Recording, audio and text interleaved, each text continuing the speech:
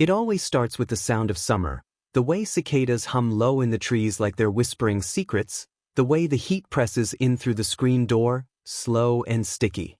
I always hated summer as a kid. It felt like being trapped under a magnifying glass. But now, summer means he's here. Toby, my brother's best friend. He comes back every June like clockwork, tan, taller, a little older looking every year, with those worn-out gym shorts that cling a little too well, that have somehow survived 3 years of high school and 2 years of college. They're red, torn a little at the hem. I know that detail too well. They sit low on his hips when he lounges on the couch like he owns the place, like he doesn't know I'm watching him from the hallway, just out of sight, biting the skin off my lip. I tell myself it's just admiration, curiosity maybe, the phase even. But that lie is getting harder to tell. This year, Mom's out of town visiting Aunt Celia. My brother, Chris, just turned 22 and has this air of newfound recklessness. He drinks like he's invincible now. He and Toby spend long nights in the backyard, beers in hand, their voices getting louder with every bottle. I listen from my window, catching bits of their laughter. I tell myself it's harmless. I'm 19, old enough to know better, young enough to think I can hide it. The heat crept into the house today even before noon. I sat on the couch with a book I wasn't reading, eyes drifting toward the hallway mirror where I could see Toby standing in the kitchen shirtless, leaning into the fridge. I watched his shoulder blades shift, the slow line of sweat trailing down his back. He caught me looking. Just for a second. I looked away first. Always do. Chris had left with a girl he'd met online. Some last-minute thing. Said he'd be gone all day, maybe overnight. The way he said it, too casually, like it didn't matter he was leaving me alone with Toby. That's when things started to feel off. Toby didn't say much after that. Just sat next to me on the couch, the air thick with something I couldn't name. Our legs touched. He didn't move. Neither did I. And then, that moment, so small it could have been imagined. He shifted, and his thigh pressed firmer into mine. I thought he might pull away. Apologize. But he didn't. Instead, he looked at me. Really looked. Like he was seeing something I didn't know I'd let slip. His mouth opened, then closed. Then he smiled. That smile. Crooked. Careless. Dangerous. I haven't stopped thinking about it since. It's not the first time something like this has happened. A look. A touch. A silence that lasts too long. But this time, it feels different. Because Chris is gone. Because Toby is staying the night. Because I'm not sure what I'll do if he wears those shorts again. Or worse, what I'll do if he doesn't. The thing about quiet houses is that they don't stay quiet for long. There's always a creak, or a hum, or the sound of your own thoughts turning into noise. That's what it felt like the morning after Chris left. I woke late, the kind of late that makes you feel like you've missed something important. Sunlight pushed through the blinds in golden slats, painting lines across my chest and floor. Somewhere in the house, the air conditioner rattled against its frame, fighting the August heat like it knew it was losing. Toby was already up.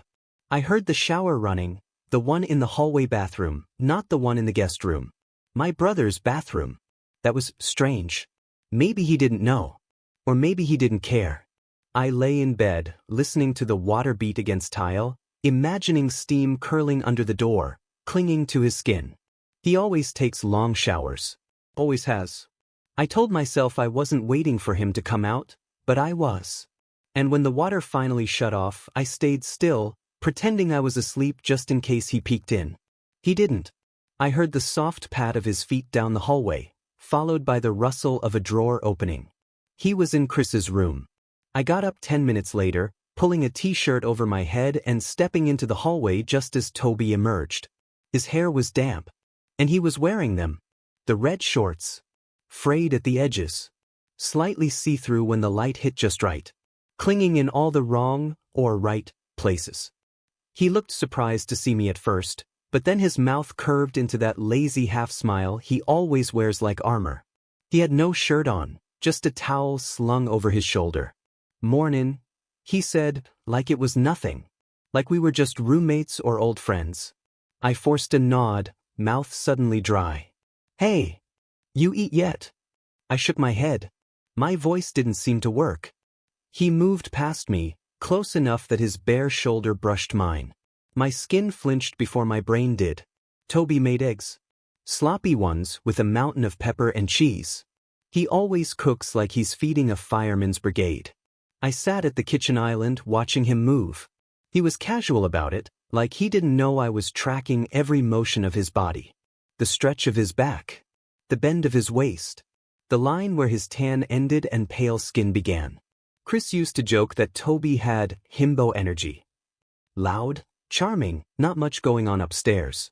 But I always knew better. Toby watched people like he was memorizing them. Calculating. He didn't miss things, he just pretended to. Chris said he'd be back tonight, right? I asked finally. Toby shrugged without turning. Said he might stay over if things went well. Whatever that means. He slid a plate in front of me and leaned on the counter, watching me with an unreadable look. His eyes were a sharp kind of blue, the kind that looked like they should belong to someone colder. But they weren't cold. Not right now. You okay? He asked. I nodded too fast. Yeah. Just tired. Didn't sound like you slept much. I froze. What do you mean?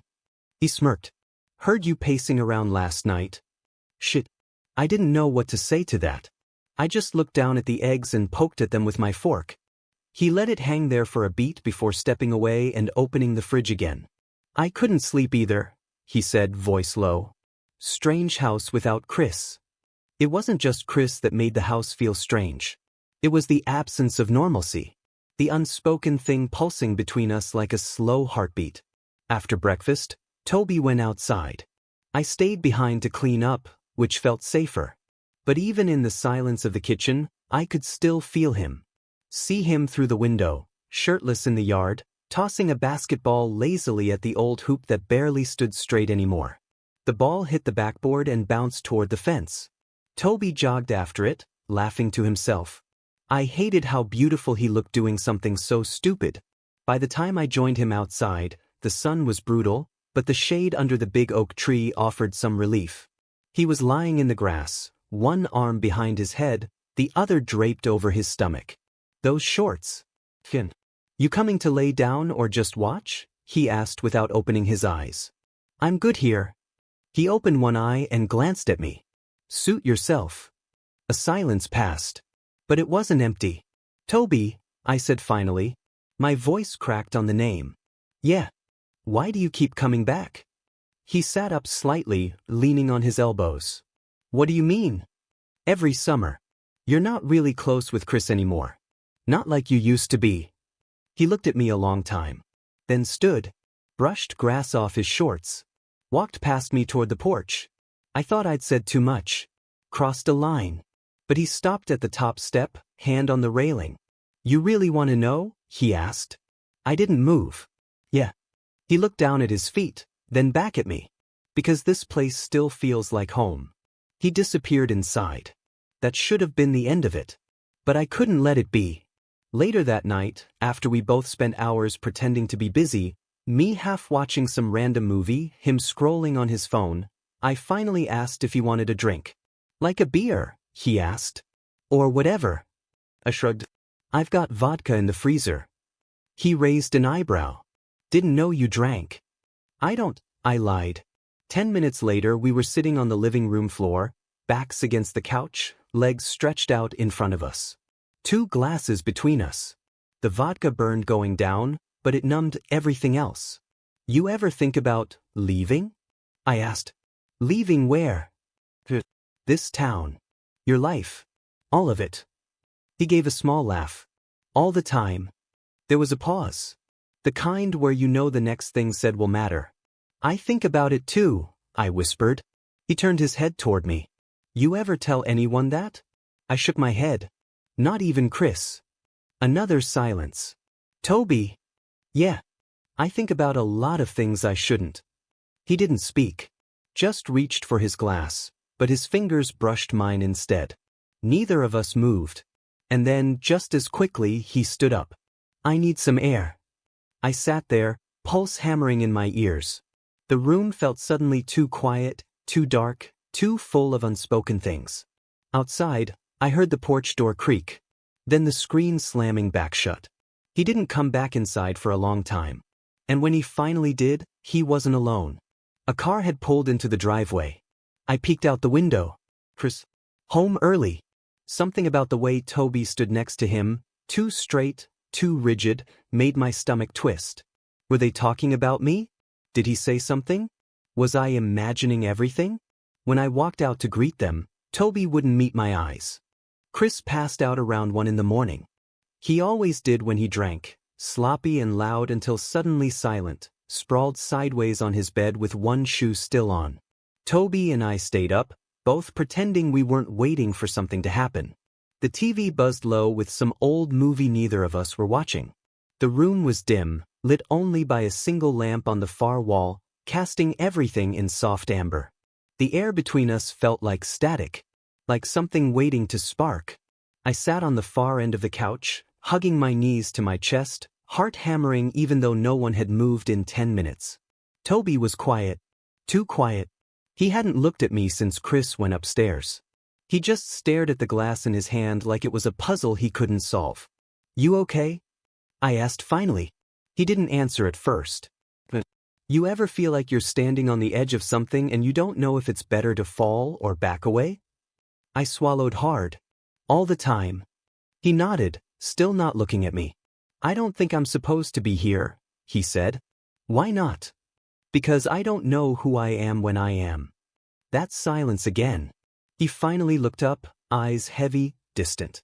The kind of look people wear when they've been holding something too long and their hands are starting to shake. "I saw you," he said. My stomach dropped. "What?" "Last night. Through the window." My chest tightened. "I wasn't," I started. "You were," he interrupted gently. "But it's okay." He stood, walked across the room, and sat down next to me. Too close. The cushion dipped. Our thighs touched. My skin burned where his pressed against mine. "I'm not judging you," he said. "Then what are you doing?" He leaned back slightly, eyes flicking to my mouth. Trying not to do something stupid. My voice barely came out. "Like what?" He didn't answer. Instead, he reached out and brushed his thumb along my jaw. Just once. Slow. Careful. My breath caught, and I froze, not sure if I wanted to pull away or lean in. "You're Chris's little brother," he whispered, more to himself than to me. "I'm not a kid anymore." He exhaled sharply. "No, you're not." And then, his lips were on mine. It wasn't a kiss, not really. More like a question. Gentle, tentative, asking without words. "Is this real? Do you want this too?" I didn't stop him. I didn't even think. I kissed him back. It was clumsy and quiet, and everything in me screamed that it was wrong. My brother was upstairs. This was his best friend. The guy I used to spy on through cracked doors and stolen glances. But my body didn't care. My hands moved without permission, one to the back of his neck, the other to his chest, feeling the rise and fall of breath that mirrored mine. Toby deepened the kiss, his fingers tightening around my thigh. I gasped against his mouth. Then he pulled back. I shouldn't have done that. The sudden distance was like a slap. Cold air rushed between us. "I'm sorry," he said, standing up and pacing. That was a mistake." My voice was shaking. "Was it?" "Yes," he said. "No. I don't know." He ran his hands through his hair. "You don't understand. If Chris finds out." "I'm not telling him." "That's not the point," he snapped. "He trusts me. And I don't." I snapped back. He looked at me, startled. I stood. "You kissed me." "You kissed me back." I stepped toward him. "So what now? You pretend it didn't happen? You leave tomorrow and pretend none of this ever mattered." He looked at the floor, then up at me. "What do you want me to do?" "I want you to be honest." Silence. And then he laughed, bitter and low. "I've been lying to myself for years. You think honesty's gonna fix this?" I didn't answer. He walked to the window and looked out into the night, his back to me. The moonlight etched his silhouette against the curtain, and I hated how beautiful he looked in that moment. Like something I could never touch again. "I used to think if I just kept my mouth shut, I'd turn out okay," he said. "I told myself it was just curiosity. Just a phase. I told myself I was straight. He turned back toward me. Then you started looking at me different. Like you saw through all the bullshit. And I hated you for it. That hit harder than I expected. But I couldn't stop thinking about it, he added, softer. Every summer, I told myself I was here to see Chris. But I was waiting for you. I didn't know what I wanted. I still don't. I stepped forward, heart in my throat. Do you want this? He looked at me like I just asked him to jump off a cliff. I want, he said. But I don't know if I can survive it. Before I could answer, a creak echoed from upstairs. Chris's door. Toby froze. Eyes wide. He whispered, "Go. Now." I bolted down the hall, heart pounding, ducking into my bedroom and closing the door just as footsteps hit the top of the stairs. I pressed my ear to the wood.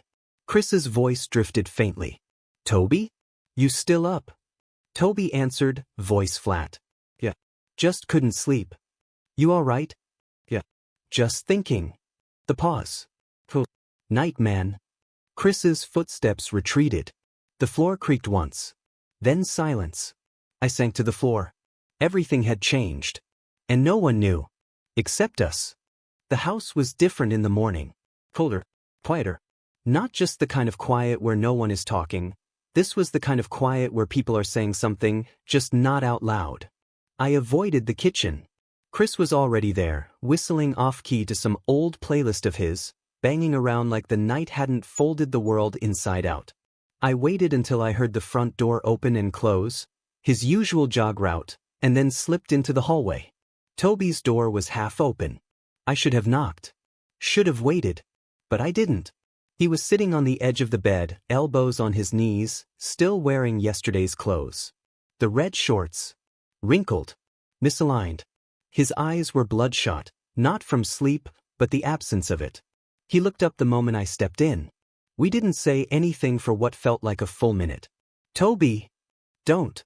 That one word had more weight than I could carry. I took a step in anyway. "Can we talk?" He shook his head slowly. "Nothing to talk about." "That's not true." "You want me to say I regret it?" His voice cracked. "I don't. But that doesn't mean it was right." I sat down beside him, careful not to touch. The space between us was maybe 2 inches, but it felt like an ocean. "Then what do we do?" I asked quietly. He laughed, bitter again. "There is no we. There can't be." I could feel my throat tighten. "You don't believe that." "I have to." I looked at him, really looked at him. The way his jaw clenched. The way he stared at the floor like he was trying to disappear into it. And I hated how small I felt. Like my feelings were some kind of inconvenience. "You kissed me," I said. "You kissed me, Toby." "I know. So don't sit there and act like I made it up." "I'm not," he whispered. I've made a lot of mistakes in my life. I don't want you to be another one." My voice cracked. "You think I'm a mistake?" He finally turned to me and his eyes were glassy. "No. That's the problem." The silence after that was unbearable. I reached for his hand. Slowly. Tentatively. Like if I moved too fast, it would all fall apart. He let me take it. But he didn't hold back. His fingers stayed limp in mine, cold and hesitant. "I want to forget," he said. I felt something inside me fracture. "Forget last night?" He nodded. But I didn't let go. "I can't." "I know." Outside, I heard Chris's keys jingling as he returned. The door opened. Shoes kicked off. He called out something from the kitchen. Neither of us moved. "Last night wasn't just a mistake," I whispered. "It was real." Toby looked at me, eyes filled with something too complicated to name. "Yeah," he said. "That's what scares me." Before I could answer, he stood. He walked to the dresser, pulled out a hoodie, and slipped it on. Over his head. Over what we did. Over everything he couldn't say. He didn't look at me again. And when he left the room, he didn't shut the door. But he didn't leave it open either. Just halfway. Like the night before. Like everything between us. It's been 4 days. Toby hasn't said a word to me since that morning. He and Chris have been inseparable, drinking, laughing, playing old video games like we're still 16. Like nothing happened. Like I'm invisible. I've mastered the art of pretending too. I laugh when they do. I make sandwiches no one asked for. I nod and smile when Toby avoids my eyes.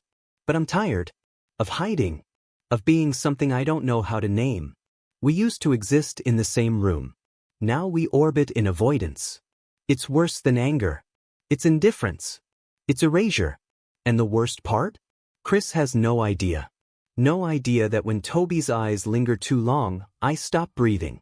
No idea that when I hear Toby's laugh, I wonder if he's trying to forget me or remember. Last night, I walked past the guest room and found the door closed for the first time. But I listened anyway. No sound. But I stood there for 10 minutes. Just in case. Tonight, it's quiet again. Too quiet. Chris went to see his girlfriend. Toby stayed back.